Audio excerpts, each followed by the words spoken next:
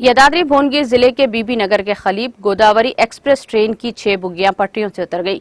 ये वाकया बुध की सुबह की अव्वलीन सातों में उस वक्त पेश आया जब ये ट्रेन आंध्र प्रदेश के विशाखापट्टनम से हैदराबाद आ रही थी। रेलवे के अहदेदारों के मुताबिक तमाम मुसाफरीन महफूज हैं। इस वाक़े के नतीजे में मुसाफरीन में खौफ और तशवीश की लहर दौड़ गई है। ताहम किसी की मौत या फिर किसी के जख्मी होने की इत्तला नहीं है, जिससे तमाम ने राहत की सांस ली।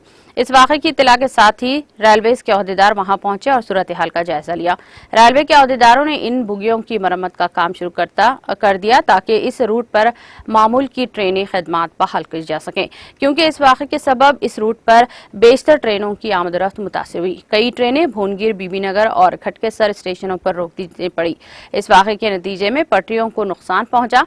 इसी दौरान साउथ सेंट्रल रेलवे ने अपने ट्वीट में कहा कि ट्रेन नंबर 12727 के कोचेस S1 ता S4 GS और SLR कोचेस की पटरियों पर से उतर जाने के सबब किसी भी मौत या फिर किसी के जख्मी होने की इत्तलात नहीं मिली है।